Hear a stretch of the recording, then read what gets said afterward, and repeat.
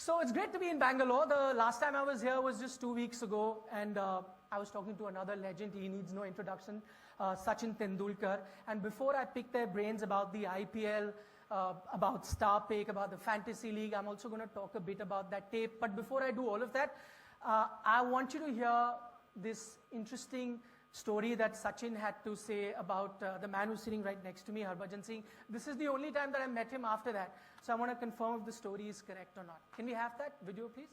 Harbhajan, when I saw him in 94, 95, he hadn't played for India then. And Navjot Singh Sidhu kept talking about this. एक मुंडा है in his Punjabi style. एक मुंडा है, बहुत अच्छा bowling करता है, देख लेना. So I was batting and Harbhajan came, bowled. Couple of times also came and he stood in front of me saying, Ji Paji. I said, what? What happened? Go back and bowl. So he went back and he started bowling. And that happened literally 3-4 times by the time we finished that session. And then when Harbhajan played for India after 3 years or so, and we got to know each other, and he said, Paji, ek baat kehni hai aapko. I said, yeah, tell me what. He said, no, you know, that time, I felt that you were actually calling me. And that's why I came and I stood there. But then I figured out myself, कि ना हर ball खेलने के पहले आप आपका helmet adjust करते हैं. You do like this. So I said, anyway, अगली बार ऐसे करके बुलाऊंगा तो you better come. You know, don't think I'm just adjusting my helmet. You better come. So that was, but I only got to know after 3-4 years. Okay, true story. Sachin झूठ थोड़ी बोलेगा यार. I was in Bangalore. I was bowling to him, and every time, you know, मैं उनको bowling करता था तो वो ऐसे करके एक तो helmet adjust करते, मुझे लगता मुझे बुलाया ऐसे. मैं एक बार चला गया, क्या है? फिर चला गया. तो ये actually हुआ था. उसके अलावा सचिन कुछ और भी करता. I don't know what does it mean though. We all know he's a great mimic. Okay, I'll start with Rohit and Dinesh, both of you. You know, just a week back or so, you were on the same side, you know, fighting together to win a match. A week from now, you'd be in opposite end, you know, fighting against each other. How does that work? Rohit, we'll start with you. For the 10 months of the year, of the year, we played together, and then the next 2 months, which is IPL, we dispersed to our own franchise, and we play against each other, we compete against each other. So in a way it is fun, you know, for the people also to watch, you know, there's always a banter going amongst each other as well. So it is kind of interesting. So we all love it. Yeah. Also there's a lot of mini battles now, like how often can you see Harbhajan Singh bowl to a Gambhir in a match, or a Virat Kohli go up against Rohit in a match? I mean, it's small battles. You have to admit there's a little bit of ego there. Both the cricketer in them comes out. They want to do their best, and you know, they somehow want to win. So you know, these are small battles. Generally, those days you could play Ranji Trophy and you had a lot of time, but these days with the scheduling, you don't play much domestic cricket against each other. So you know, when you see all this happening, a Bhuvneshwar Kumar bowling to a Rohit or a Bumrah bowling to a Virat Kohli, it's fun to watch, and it's proper challenge. And you know, I'm sure each one wants to get the best out of each other, but it's a lot of fun watching these small mini battles that constantly happen. Since Rohit said you're the man of the moment, were those the most important 8 balls that you've ever played in a cricketing career? Yeah, definitely. I think, as I said before, I think it became the most important 8 balls in my career, but you know, a lot of people tend to forget the stuff that I've done before that. You know, for me to have played those 8 balls with that much confidence, I think a lot of what I did before that has helped me do it. Okay. Rohit, you know, you played a major role in him playing that knock, because you didn't send him up the order. I believe he wasn't really happy about it. Was that also part of a plan that you wanted to keep him, make him a bit angry, and he takes out that anger on the ball? I remember when I got out, I came and sat in the dugout just next to him, and I explained him why I wanted him to bat down the order, because I knew that he's got experience, and the kind of bowlers the opposition had, he can handle them better because of his experience. Not that the other guys cannot play, just because of his experience. And I told him, I want this from you. So, you know, the last 3 overs will be critical. So I could clearly make out that he was not happy, and he was a little upset. But yes, I'm sure he was very happy after what he did. I believe another man who's sitting to your left played a major role in your transformation. You've spoken about it, VVS Lakshman. Could you tell our audience as well how he's helped you turn around your career? First of all, VVS doesn't know because he's raising his eyebrows. He said, I didn't know yeah, that. I mean, first of all, he wasn't sure I said this somewhere else, and he's not comfortable with me, talking about the fact that what he said. It happened actually last year after I played my last match was against Sunrisers, and we played in Kanpur, and in the lunch area, I was just standing next to him, and we were generally discussing about cricket, and then. He mentioned that, look, the stage where you are in your cricket, it's not about a good-looking 30 or a 40. That's for an under-19, under-20 cricketer to, be doing. At your stage, it's not even a, grade 50 or 100, in fact. It's about able to win matches. It's about able to take the pressure and win matches. And almost any match you play, you get into the habit of winning it. And, that is what will set you apart at this stage in your career. So I thought it was very profound advice at that, what he said. I hadn't heard that before. I'm sure he also followed it towards the end of his career, and for him to pass it on was, it kind of, kind of sparked me up like, yeah, wow, that's a great point, and I've kind of followed it upon from there. It's not like you can win a match every time you bat, but you try and do it. So I'm always indebted to him and grateful. He's always shy. He doesn't like me talking about this, but yeah, I mean, he really helped me during that phase. Okay, he deserves a round of applause too. We all clap for DK, but it was VVS who actually helped you. Okay, now if we were to have a Mumbai Indians reunion, we could have it right here because I believe, 1, 2, 3, 4 Mumbai. Rohit, as it is the most successful IPL franchise in the history, do you sometimes fear that these guys will let your trade secret out? Now they have gone to different franchises. I've worked with them enough to have that trust, and what stays in Mumbai will stay in Mumbai. So that I'm pretty sure of. Yeah, stays in Mumbai. Okay, talking about shifting teams, Dinesh Karthik has shifted teams. Gautam, I want your input on that. He's now taken over a team that you so successfully captained. One tip, if you had to give him, how to deal with let's say the Kolkata fans were like crazy, or anything else, what to eat, what not to eat. What is the tip that you'll give him now that he's taking up your role? Look, I'm sure he's going to have the most loyal crowd in the country. I think Kolkata, when I joined Kolkata, obviously we started off from the scratch, literally, and then we didn't have 3 successful years, but I'm sure they stuck to it. They stuck to the team as well. They've been the most loyal crowd, the most passionate crowd as well, and I'm sure he's going to get a great reception there as well, and he's going to enjoy every bit of it. And it's a great franchise to work with and great people to work with. Eden Gardens, it's always a great feeling when you walk onto to a stadium like Eden Gardens with capacity crowd. I'm sure he's going to have great fun. Okay, now let's talk about the Fantasy League, which is why we're here. I played the Fantasy Sport League in every possible sport, be it cricket, football. What I really wanted to know is, have any of you ever played that, even while playing the sport, let's say in the IPL? Of course, now I'll start playing just on StarPick, not on the other platforms that I used to. But have you ever played fantasy, any of you? Have you ever? Have you seen how it works? No, I don't know how it works, but you got an idea today, though. yes, I got the idea, but I would like to get on to it and see what I can do on it. But Rohit is, all of us, he plays quite a lot football on Fantasy League. So. Oh, you play a lot of football? I play a lot of football because that is the only time that I get some time to get away from cricket. Hence, not cricket.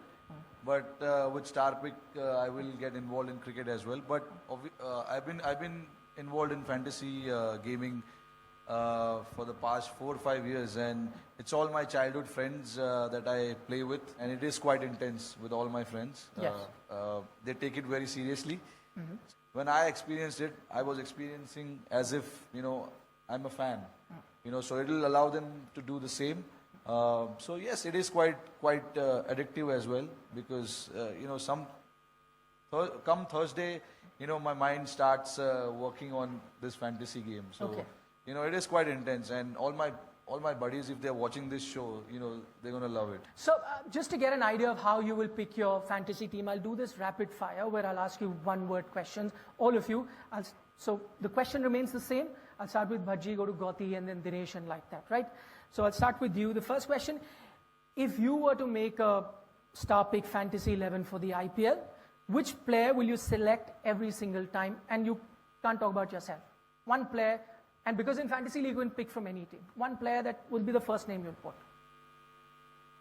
Latis Malinga. Okay. Chris Morris. Andy Russell. They're all picking their own team players. You can pick any player. I'm quite interested to see what Rashid Khan has to offer, so I'll pick him. Okay. For me, Bhuvneshwar Kumar. First player. Good choice, Jonty. AB de Villiers. Will you ever pick yourself in the fantasy team that you make? Not me. No. So this question is not for VVS and Jonty, who aren't playing anymore. The ones who are still playing. Depends on my form, as Rohit mentioned. Okay. Gautam, what about you? I will. Okay. I picked myself and I failed badly once. So I won't try it again. Okay, Rohit. I have to be honest to myself. Only if I'm doing well, I'll pick myself. Otherwise, Okay. Okay. Be a true selector. Right. Okay, let me ask you a different way. If you were playing VVS, would you have picked yourself? No. Never. Okay, because it was T20. Maybe it was a test match, you'd pick yourself every time. Okay. If there was a player from the past that you could bring back from retirement and play in the fantasy league, which would be that player? It could be anyone. Viv Richard. Viv Richards, yeah, good choice. Gautam? To think about it.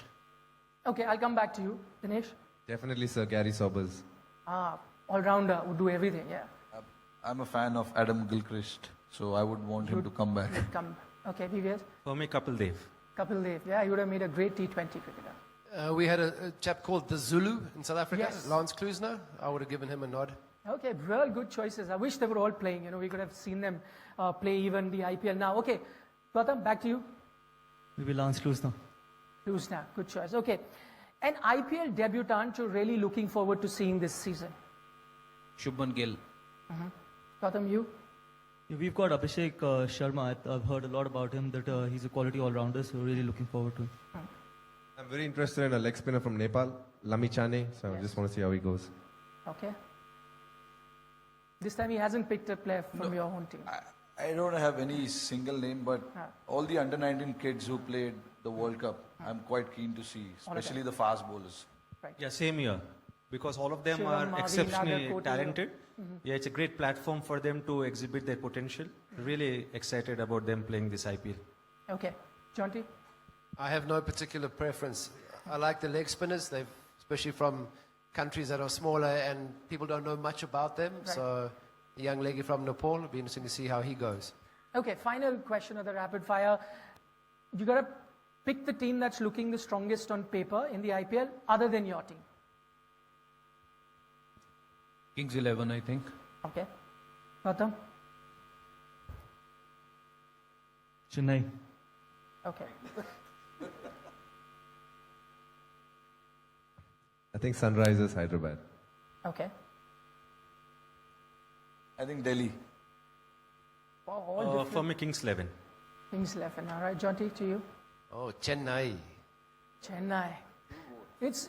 Yeah, actually, I think Chennai is the only one which got. No, I think Mumbai is also very strong. You're saying that because you played for them for so many years. No, they are always been a very strong team, and you have to choose one. So I chose Kings, but Mumbai has always been very, very I'm strong. not liking Bajjuba when Bajjuba is saying they, because he was He part was of part of Mumbai you. Indians, yes. We. Okay, we have some more IPL questions. I'll get back to them a little later, but before that, I want to talk about the biggest topic right now in cricket. Jonty, I'd want to start with you because it's happening in your country, and you did make a reference of it while being here on stage. Just tell us what's going back there. We don't know. I mean, there's plenty of buzz here in India, but you must be speaking to a few friends there. What's the situation there? To put things in perspective, in South Africa, there was quite a bit of animosity that was taking place on the field between the two teams. Right. And the spectators then got involved. So Darren Lehman, the coach of Australia, then was talking about how bad the South African spectators are. And again, as players who've toured to Australia, we know that when you're standing on a field in Australia, they're not saying nice things about your game at all to you. So in South Africa, it was just kind of a, the reaction was not only about the fact that they were using tape to alter the condition of the ball, was the fact that in the lead up to the game, the Australians had been complaining that South African public were too harsh on their players. And, everyone was just going, well, man, you guys dish it out all the time, so why can't you take it? So I think that was also a lot of the reason why the animosity that grew in South Africa, and possibly that's permeated across continents, has been because Australia for a long time have always dished it out, and suddenly they're on the receiving end, and they're saying, well, hold on, but you guys weren't so nice, or we've said we're sorry, just move on. Yeah. Okay, a valid point. Vives, I'd like your point, and I'd like you to put your commentator's hat on. Like he says, because of the things leading up, and I'm not just going to talk about the South Africa series, as Jonty mentions, plenty of things happen, ugly incidents happen before that. Even when they were here in India, there were a few, issues that happened with it. Had this not happened, this build-up not happened, do you think we wouldn't have paid too much attention to what's happening with the Australian team? I think everyone is paying a lot of attention because of the backlash, what's happening in Australia. India media, all the media across the world, the cricketing fraternity is affected by this incident. It's not only the Australian team, because it's a huge damage to the figure of cricket. And I think it also boils down to what happened last year when South Africa were touring Australia and Faf du Plessis was caught on camera using the mint to shine the ball. And the same Australian players went after him, said that it was not ethical, he's crossed the line. And the same players, when they indulge in what they felt was wrong, so they're contradicting themselves. And I think because of that, and the backlash in Australia, I can understand that, because I played a lot of cricket against Australians, and you know how much pride they have wearing that baggy green. And that's why they're deeply hurt, because this is a case of cheating. And Steve Smith, they themselves accepted it. So I think because of the backlash, I feel that everyone is hurt. But the moral of the story is not about ball tampering. Right. The moral of the story is, as cricketers, past or present, you've got your role models, right.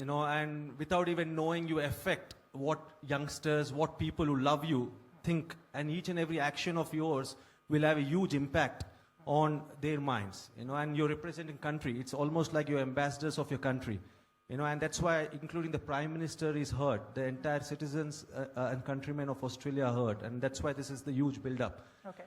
One thing which we as cricketers should always remember is, when you're playing sport, especially at the highest level, you have to be competitive. And I've not known even one player with whom I played with or against who doesn't want to win when he goes on the cricket field. Right. But at what cost? You have to play aggressive cricket, you have to do everything possible to win, but you never ever cheat, or you never ever cross the line. But unfortunately, over the last 1 year, this Australian team has crossed the line. I was commentating in Bangalore Test match, and it was very obvious that Steve Smith was looking at the dressing room before taking the referral. And it was caught, and he mentioned about brain fade. And 1 year down the line, again, they've done something silly. And why would you do that? Because especially such a proud cricketing nation, you don't want your nation to be hurt. And that's why the backlash from Australia, and that's why the backlash from the entire cricketing fraternity. Because I can guarantee you, it's not only the Australians who are suffering at the moment, but all the cricketers around the world. It's almost like match fixing. Around the world, when match fixing broke, everyone were hurt. Right. Because cricket is emotion. And it's very similar, because you have players who represent the country doing this. Okay. Gautam, to you, because you speak about the integrity of the game very often. As VVS says, it's affected cricket. Let's just not talk about Australia as such, this incident. Do you think fans would be hurt? It has affected and dented the image of the game as such when these things happen on the cricket field? Look, a little bit for sure, there would be. But then I think the backlash, I'm all for playing tough cricket, but within the rules of the game, I'm all for sledging as well. I think there's been a huge debate about whether people should sledge or not, and I'm all for it till the time you keep it on the cricket field. But this is something which is beyond sledging as well, so maybe fans would get hurt. We've spoken a lot about people talking about this sledging needs to have you can't cross the line even when you're sledging and stuff. But then this is something where I thought that there's been such a big backlash, and fans will definitely be worried about it. Thank you so much, all of you, the legends of the game, to have joined us this evening. Jonty, Rhodes, VVS Lakshman, Rohit Sharma, Dinesh Karthik, Gautam Gambhir and Harbhajan